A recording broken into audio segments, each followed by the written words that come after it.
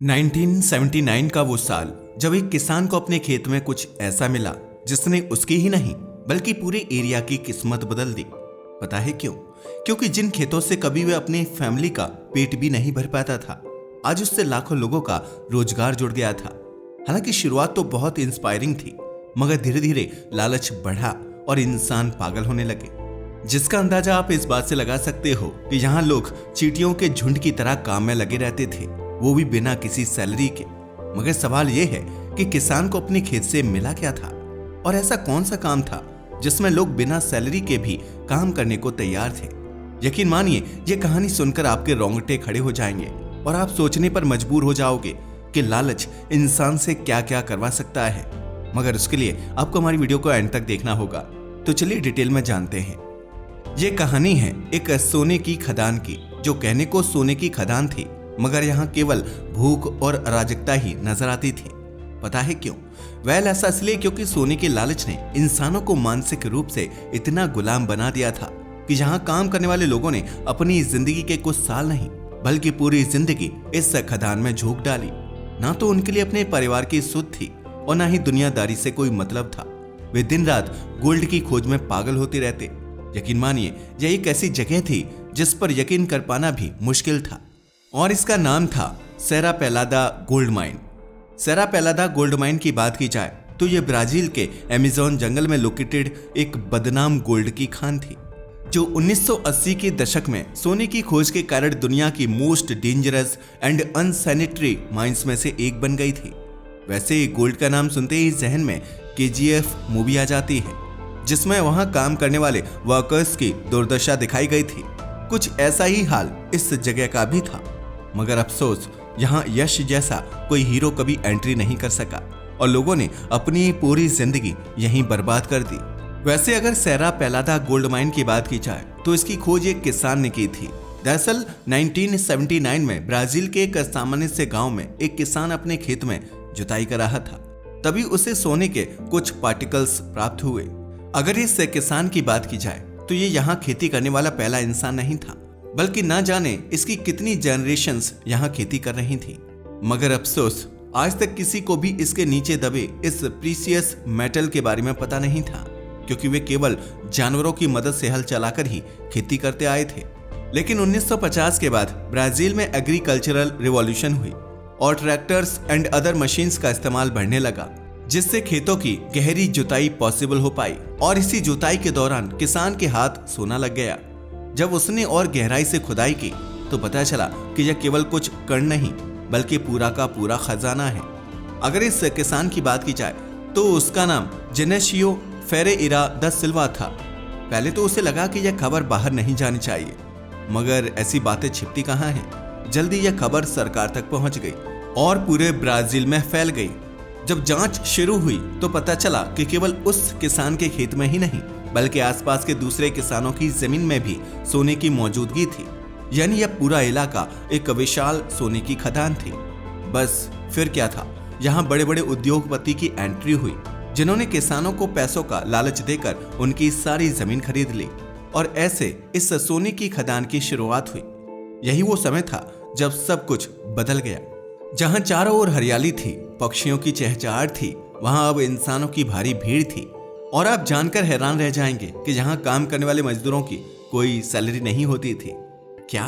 तो फिर बिना सैलरी के कोई काम क्यों करेगा? दरअसल ज्यादातर गोल्ड माइंस में काम करने वालों की सैलरी नहीं होती। उसके बदले उन्हें कहा जाता है कि सप्ताह में एक दिन वे जितना भी सोना खुदाई करके निकालेंगे वह अपने पास रख सकते हैं। और यही वो ट्रैप था जिसमें मजदूरों को फंसाया जाता था।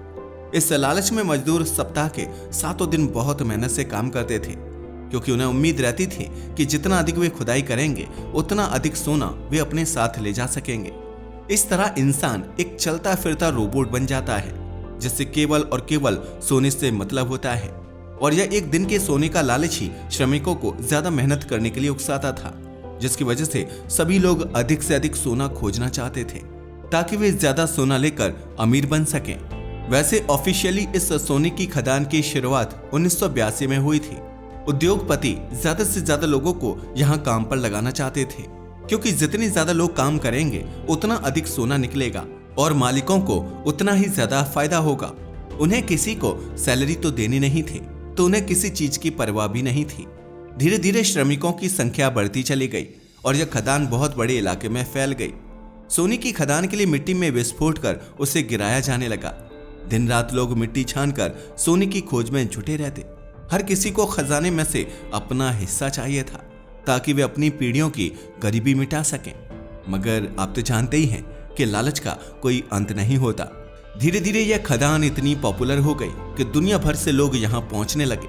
मगर यहाँ आने वाले इंसान कभी वापस नहीं जा पाता था, क्योंकि अफवाहें उड़ती रहती थी कि किसी इंसान को एक ही दिन में कई किलो सोना मिल गया, जिससे उसकी पीढ़ियों की गरीबी मिट गई। मगर यह सिर्फ एक ट्रैप था, लोगों को आकर्षित करने के लिए। साथ ही यहाँ आने वाले लोग नशे के आदी बना दिए जाते थे, क्योंकि पूरा दिन खदान में काम करने के बाद फ्री में शराब मिल जाती थी, जिससे वे हमेशा के लिए गुलाम बनने लगे। अफसोस, वे सोने की तलाश में आए थे, मगर कब खदान और शराब के लिए मजदूर बन गए उन्हें पता ही नहीं चला।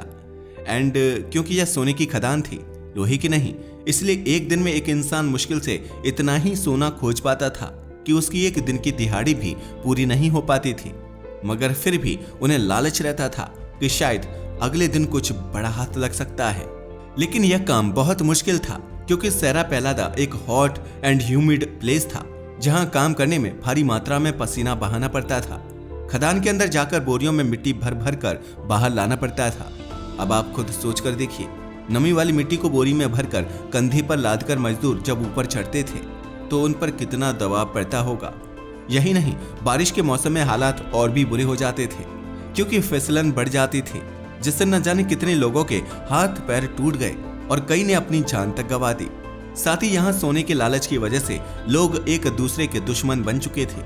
यहाँ मिलने वाले सोने के कारण श्रमिकों के बीच झगड़ा होना एक आम बात थी। यकीन मानिए, यहाँ अमानवीय कंडीशंस थीं, जिसका अंदाजा आप इस बात से लगा सकते हैं कि मजदूरों को 400 फीट गहरे गड्ढे में बिना किसी सुरक्षा के काम करना पड़ता था। वे अपने हाथों और कंधों पर 40-50 किलो मिट्टी की बोरियां ढोते थे। गिरने या मिट्टी धंसने से हजारों लोगों की मौत हुई और उनकी खबर लेने वाला भी कोई नहीं था। पता है क्यों? वेल, ऐसा इसलिए क्योंकि यह इलाका पूरी तरह से ब्राजीलियन आर्मी एंड गैंगस्टर्स के नियंत्रण में था। वहां robbery, murder and human trafficking आम बात थी। तभी तो अगर कोई मजदूर सोना पाकर उसे छुपाने की कोशिश करता तो उसे बेरहमी से मार दिया जाता। वैसे आप जानकर हैरान रह जाएंगे कि ऐसा नहीं है कि जैसा सोना आप इस्तेमाल करते हो वैसा ही खदान से बाहर निकलता है। इनफैक्ट सोने में बहुत सारी धातुओं की मिलावट होती है, जिसमें मुख्य रूप से शामिल होता है मरकरी। और यह तो आप भी जानते हैं कि मरकरी एक टॉक्सिक सब्सटेंस है, यानी जहां सोने की खदान होती है वहां एनवायरमेंट को नुकसान पहुंचाना लाजमी ही है। साथ ही सोने की खान में काम करने वाले वर्कर अक्सर मरकरी के साइड इफेक्ट्स के चलते हार्ट एंड लंग्स से रिलेटेड बीमारियों का शिकार हो जाते हैं। मगर फिर भी लोगों को इससे कुछ फर्क नहीं पड़ रहा था। 80 के दशक के मध्य तक इस खदान में सोने की मात्रा बेहद कम बची थी, और जो थोड़ा बहुत सोना बचा था उससे भी बिना सरकार के सूचित किए चुपचाप निकाला जा रहा था, जिसकी वजह से सोने की मात्रा में कमी, करप्शन एंड एनवायरमेंट के नुकसान को ध्यान में रखते हुए ब्राजील सरकार ने आखिरकार 1986 में इस खदान को हमेशा के लिए बंद करवा दिया।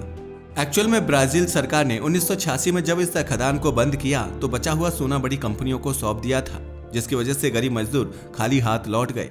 यह सोने की तलाश में इंसान की ग्रीड, एक्सप्लॉयटेशन एंड कॉन्फ्लिक्ट की एक पेनफुल स्टोरी है, जो आज भी लोगों को चौंका देती है। वैसे ही सेरा पेलादा की कई तस्वीरें बाहर आई थी, जिसमें सबसे चर्चित तस्वीरें ब्राजीलियाई फोटोग्राफर सेबेस्टियो सल्गाडो ने खींची थी। उनकी तस्वीरों में हजारों मजदूर सीढ़ियों की तरह ढलान पर चढ़ते दिखते हैं, जैसे वे किसी प्राचीन सभ्यता की गुलामी कर रहे हों। हालांकि खदान बंद हो चुकी है, लेकिन आप जानकर हैरान रह जाएंगे कि कुछ लोगों को अभी भी लगता है कि इसमें भारी मात्रा में सोना मौजूद है। तभी तो कुछ लोग अवैध रूप से आज भी यहाँ खनन करते हुए देखे जा सकते हैं। लोगों को अपनी जान की भी परवाह नहीं थी, जिसका अंदाजा आप इस बात से लगा सकते हो कि इस खदान में काम करने वाली 40% से ज्यादा लोग आगे चलकर दमे जैसी बीमारियों का शिकार बन गए। यानी सोने की कीमत का लालच इन लोगों को बेहद महंगा पड़ा। एक तो इन्होंने अपने कई साल इस खदान में सोने के लालच में गुजार दिए, और उसके बाद भी इस खदान के श्राप ने उनका पीछा नहीं छोड़ा। तभी तो कभी दमा तो कभी हृदय से जुड़ी बीमारियां उन्हें होने लगी।